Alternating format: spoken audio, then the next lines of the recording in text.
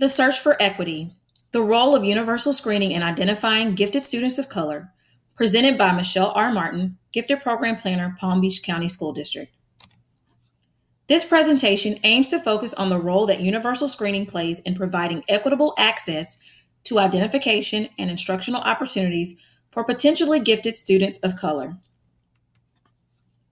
Hi, I'm Michelle Martin, your presenter and Gifted Program Planner for Palm Beach County School District. Let's get into a welcoming ritual. How are you showing up? Even to this presentation, even in the midst of a quarantine and world pandemic, what has you motivated? What made you want to learn more about ways that you can help identify or ways to advocate for universal screening? Meet my motivation. This is my family. These girls, my daughters, are all unique. They need someone to advocate for them to ensure that they are afforded the most culturally relevant educational experience possible. I show up each day motivated to advocate for every student as if they were one of my own children. It is critical to understand your why, and more importantly, how you are showing up when the topics of equity, access, and instruction for students of color are being discussed. So let's get started. Since Brown versus Board, practitioners and educational institutions have made attempts to seek equitable identification measures for identifying Black gifted students. Only one measure, although not flawless, has proven efficient. That measure is universal screening. This session will highlight the important role that universal screening plays in identifying students of color for gifted programs, including specific tools and assessments. Universal screening defined. Universal screening overall is the process of providing a brief assessment to all students to identify those who may experience lower than expected academic outcomes. The purpose? Universal screening is essential to the identification of the gifted, but even more as it pertains to the identification of gifted students of color. Why test? Testing provides an objective and systematic way for identifying gifted children. Ability and achievement tests provide numbers or scores to describe a student's performance in relation to others. Tests are often used as a benchmark requirement for interest into specific programs or if a discrepancy in learning is suspected. However, formal assessments are only one tool in determining giftedness. Tests should be used in conjunction with subjective assessment tools. Also, universal testing provides a space for students to be able to be given a chance. It gives them an opportunity that doesn't rely on a teacher referral. Research says public schools are increasingly filled with Black and Hispanic students, but the children identified as gifted in those schools are overwhelmingly white and Asian. The numbers are startling. Black third graders are half as likely as whites to be included in programs for the gifted, and the deficit is nearly as large for Hispanics, according to work by two Vanderbilt researchers, Jason Grisham and Christopher Redding. Identifying gifted Black and Hispanic students, new evidence indicates that schools have contributed these disparities by underestimating the potential of Black and Hispanic children. But that can change. When one large school district in Florida altered how it screened children, the number of Black and Hispanic children identified as gifted doubled. And this is according to a 2016 New York Times article written by Susan Denarski. Research supports universal screening. In the paper, Can Universal Screening Increase the Representation of Low-Income and Minority Students in Gifted Education? Economists David Card and Laura Giano wrote, the school system saw a 180% increase in the gifted rate among all disadvantaged students, with a 130% increase among Latino students and an 80% increase among Black students. So why aren't more schools and districts screening universally? Barriers preventing universal screening when asked are cost, time, ability to support placement of identified students, not enough gifted endorsed teachers available to teach, and not enough school psychologists to support testing overload. What does universal screening or universal testing look like? Universal testing means testing every child in a grade level using the same testing measure. Most schools or districts universally test in first or second grade. Tests should be aligned within the characteristics of gifted and talented students within a specific domain area.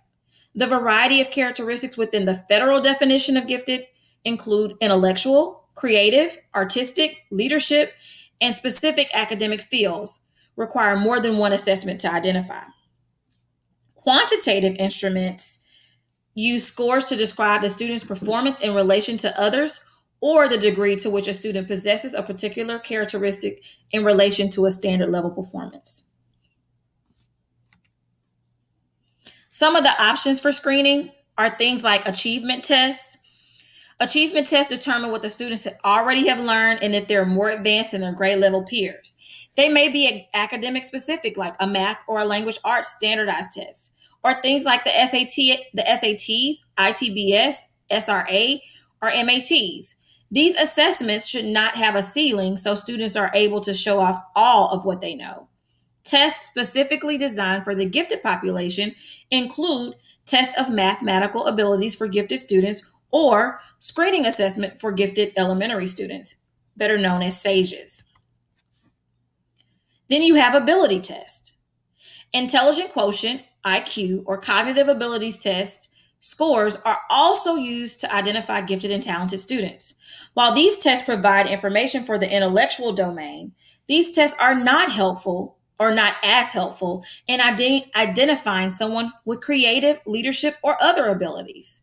Typical ability tests include, on an individual basis, the Stanford Binet, the Wesher Intelligence Scale for Children, 4th edition, or the Woodcock-Johnson. Nonverbal tests, such as the Naglieri Nonverbal Ability Test or the test of nonverbal intelligence, may be more effective for students from culturally and linguistically different or low-income backgrounds to eliminate barriers. Group tests, such as the COGAT, Otis Lennon, Heman Nelson, Raven's Progressive Matrices, or the Matrix Analogies Test, along with the Naglieri Nonverbal Ability Test, are examples of universal screening options. Who should test? This is often a huge question. Testing is often used as a measurement tool to qualify for a specific program or when it is suspected that a student's gifts and talents are not being recognized.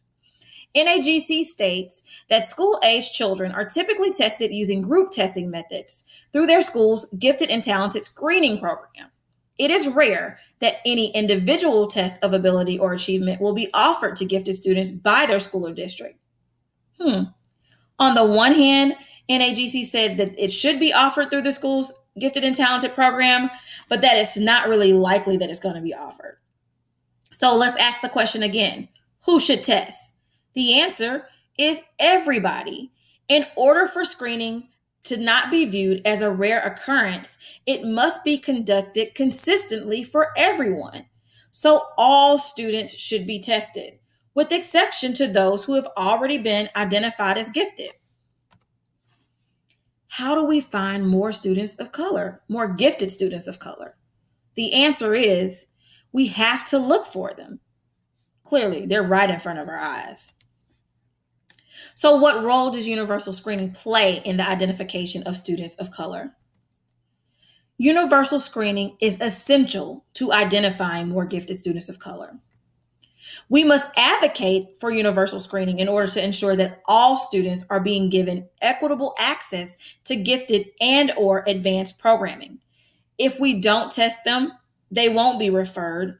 And if we don't test them, we'll never know if they qualify for programming. We have to advocate. But what does advocacy look like? A great deal of advocacy takes place for gifted students once they have been identified as having a need for services. But what about the potentially gifted? These students need just as much advocacy. Advocacy is showing up and inquiring about the current referral and identification practices that are in place. learning if and when your child's school screens for giftedness, learning the demographics of gifted learners in your child's school, and supporting initiatives that assist with costs of screening universally. Back to the barriers. Those barriers preventing universal screening: funding. It can cost anywhere from $9 to $12 per student to screen universally. Also, lack of knowledge regarding screening instruments, like what's best for the population. And finally, lack of trust in the system to move quickly through the referral process. If people believe that a student may be referred in 2020 and not tested till 2022, that becomes problematic and it makes people lose faith in a system that it works. So, I hope I didn't take you too fast, but I just wanted to put it on your mind. What are some next steps that you can take to help advocate for universally screening for gifted? I'd love to hear from you, so feel free to connect with me. Email me at michelle.r.martin@palmbeachschools.org or send me a tweet on Twitter at pbcgifted. Hope you have a great day.